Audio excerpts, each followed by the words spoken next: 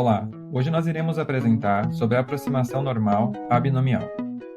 A aproximação da normal é baseada no teorema do limite central.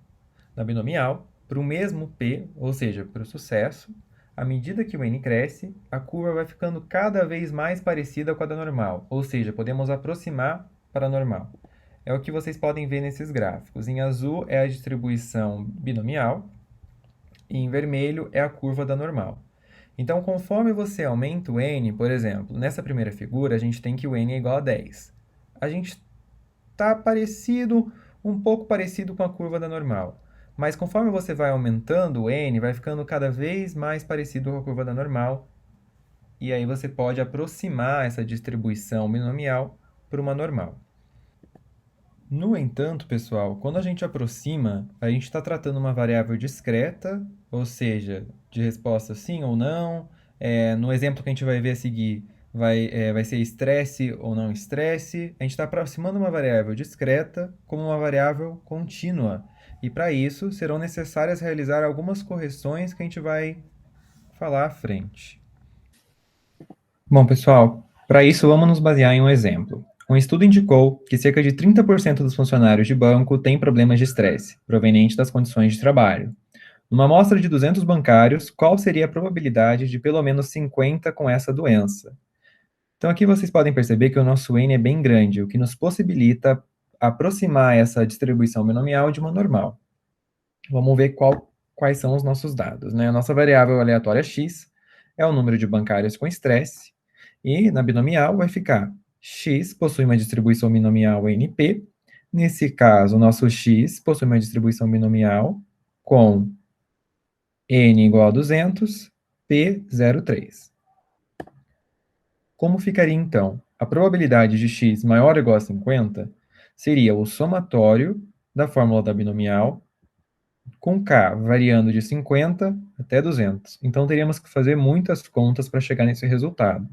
E só recapitulando a fórmula da binomial, a gente teria uma combinação de n em k vezes p elevado a k vezes 1 menos p elevado a n menos k. Mas como a gente teria que fazer muita conta, a gente vai aproximar essa binomial da normal, já que nosso n é grande. Só que para isso, a gente tem que transformar a média e também a variância. A média transformada para a distribuição normal será E de x é igual a NP. Então, nossa média na normal seria 200 vezes 0,3. E a variância transformada para a distribuição normal será V de x é igual a N vezes P vezes 1 menos P. Note que antes nós tínhamos isso aqui.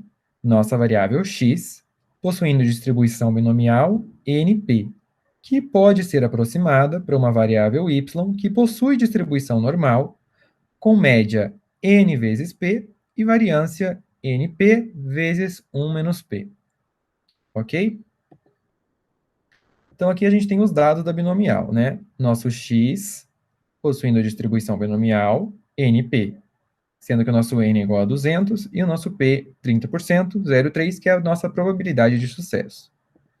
Aproximando para a normal, nosso e, a nossa média, vai ser n vezes p, que é igual a 200 vezes 0,3, que é igual a 60.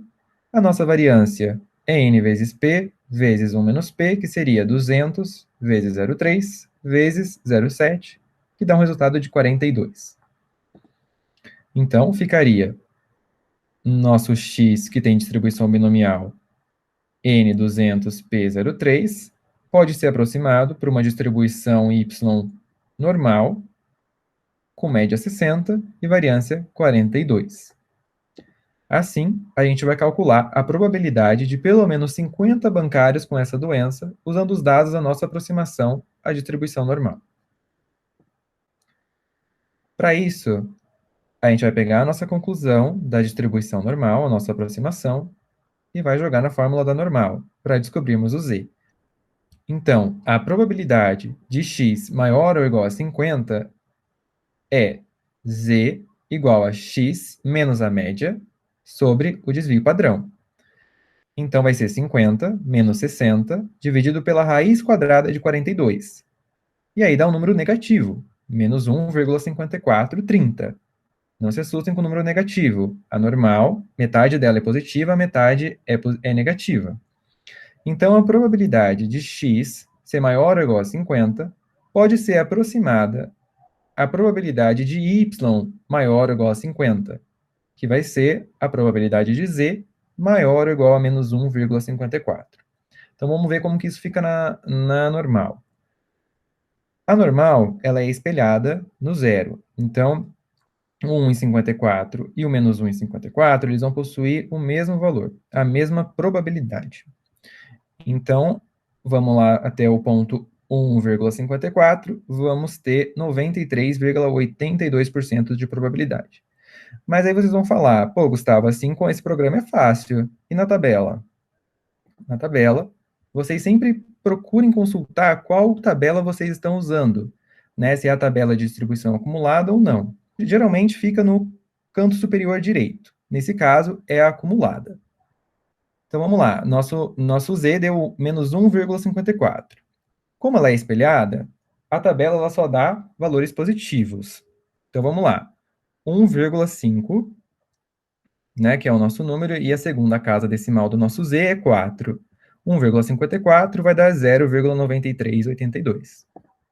Então, a probabilidade de z maior ou igual a menos 1,54 é 93,82%. E olha que interessante, caso a gente tivesse feito as contas da distribuição exata, ou seja, caso a gente tivesse feito todas aquelas contas na distribuição binomial, a gente teria chego num resultado de 94,8%, que é muito próximo de 93,82%. Mas ainda esse resultado vai ficar mais próximo, porque vocês lembram que eu falei que teríamos que fazer uma correção, né? E por que essa correção? Porque a gente está aproximando uma variável discreta para uma variável contínua. E as probabilidades pontuais na variável discreta não são nulas. Por isso que precisa fazer a correção. Já que na variável contínua, as probabilidades pontuais são nulas. Então é necessário fazer a correção. Existem duas situações que você pode precisar. Quando você quer que o número seja incluso, como no caso do nosso exercício, você quer que a probabilidade seja maior ou igual a 50, mas você também pode ter situação que você não quer que o 50 seja incluso, que você não quer que o seu número seja incluso. Vamos ver primeiro a primeira situação. Quando você quer que o número seja incluído, você vai subtrair meio do valor desejado. Dessa forma, você tem a certeza de que o número está contemplado. Então, o que você vai fazer? A probabilidade de x ser maior ou igual a 50 pode ser aproximada a uma probabilidade de y, que é a nossa variável que tem a distribuição normal, ser maior ou igual a 49,5. Então, no z, quando você for descobrir o valor do z, você vai usar 49,5. Então, 49,5 menos 60 sobre a raiz de 42 é igual a menos 1,62. E olha como vai ficar bem próximo. Dá 94,74. Vocês lembram que eu tinha falado que, caso a gente fizesse todas as contas da distribuição binomial, a gente chegaria em 94,80. Então, olha como que com a correção, a gente chega bem mais perto do resultado da distribuição binomial exata. A outra situação é quando você não quer que o número seja incluído. Então, para isso, você vai somar meio a esse valor desejado. Dessa forma, você vai ter certeza de que o número estará fora da probabilidade. Então, a probabilidade de x ser maior que 50, ou seja, não igual, ser maior que 50, é aproximadamente a probabilidade de y ser maior que 50,5.